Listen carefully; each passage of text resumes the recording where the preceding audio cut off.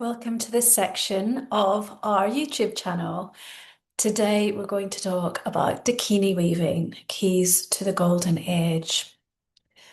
So, what is Dakini weaving? Well, we already have videos explaining a little bit about that.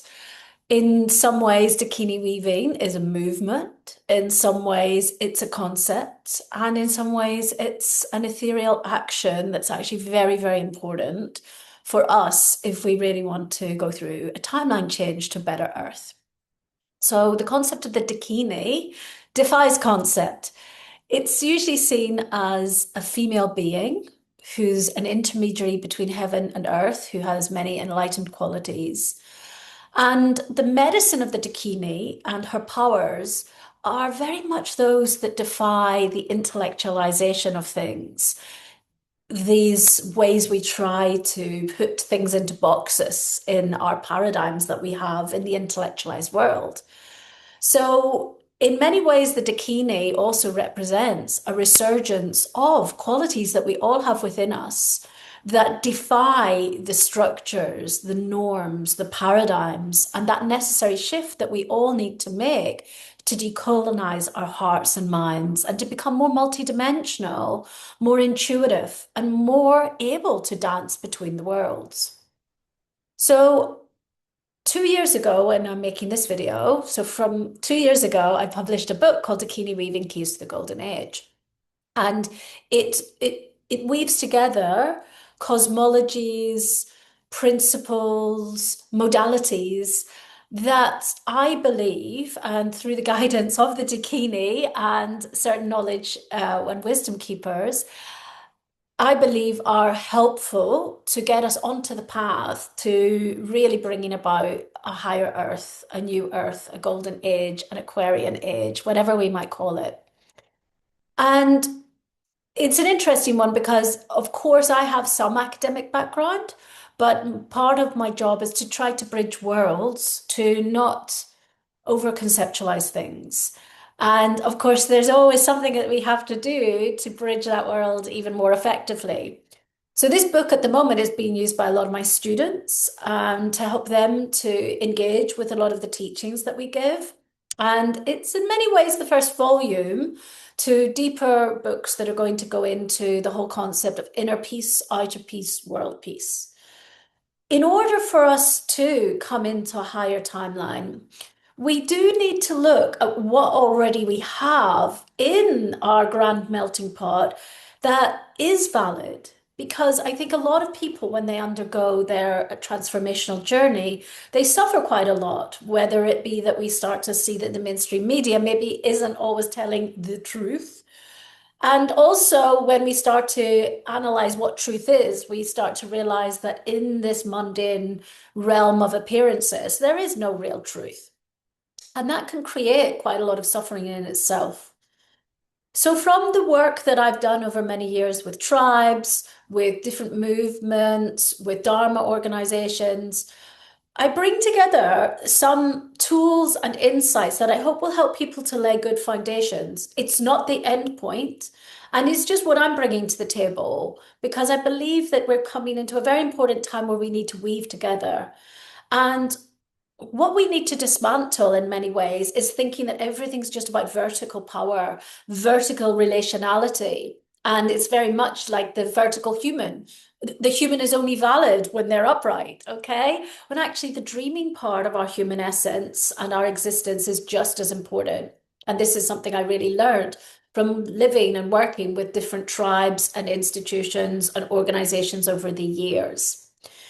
And so this book is a beginning to talking about some of the energy changes, the astrology, some of the interesting things that are happening now with the rise of neurodivergent children and their gifts, um, the changing of the way we approach relationships and maybe moving from karma to dharma relationships, and what values we might have in human permaculture to start to lay new foundations for community and organizational collaboration of a better nature than what we have had.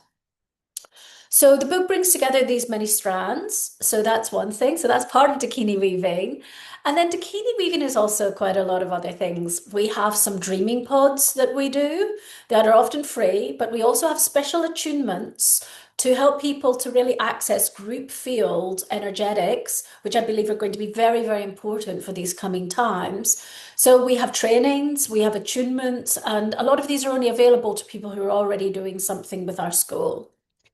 We also have a Dakini weaving training, which is through oral tradition and presentations, bringing into an energetic form some of the teachings that you see in the book. So for me, it's always very important that we have the oral tradition and not just the black and white text version. Plus, people are so overwhelmed with information these days. We seem to have to try it out with different people in different ways. So many people love this course because it threads together things because I'm also bringing through the field of where some elders maybe shared wisdom with me, and I have percolated that, and suddenly years later, many years later, something comes through. And so often that vibrational essence is very, very important. So Dakini weaving is many things, and it, in many ways, at this early stage, is about helping you to understand certain creation stories or the importance of pattern thinking. Why is shamanism on the up? What's going on with plant medicines? Many things that are quite popular for people going through these transformative processes. And as we deepen, we're going to be looking a lot more at the multidimensionality as we align it with things like yogic philosophy. And in the early book, we are already talking about some general yogic principles to help you understand the energy body.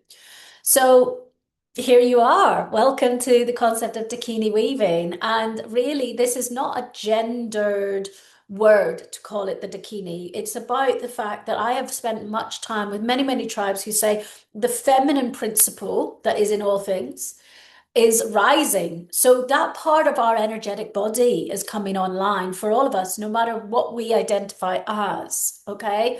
And that's why the concept of the Dakini, which disrupts the normal way of thinking about things, which, as we can see, has got us into a lot of trouble on this earth. The Dakini is a valid way shower to disrupt the fact that we think we're not multidimensional, to think that we have to be confined and subordinated by certain systems. And the Dakini just gracefully disrupts all those things. And if we can all start to let that consciousness that is innate within all of us come online, this is what we need to co-create a timeline change together. So, welcome to the videos in this section, and do get in touch. We sometimes are running the Dakini weaving training, but more and more as we go to do more things on the ground to help accelerate our little bit of the collective, we will be you may be able to do the course under our membership system. And you can also get mentoring from me on the themes of the book. We're also available to do little retreats and workshops on the thematics in the book. And we've done that. We did a book tour around many different places in the last 2 years. And we often did these living tribal councils with themes from the book that were a really amazing way for people from different areas to meet others they never even knew and to start to co-create little projects and ideas for themselves based on the principles and based on the mirroring that they saw that was very effective through those sessions. So we're also here to offer experiential processes with themes from the book. Okay, so welcome to Dakini Weaving Keys to the Golden Age, and we look forward to collaborating, dancing with you soon. Gracias, gracias, gracias.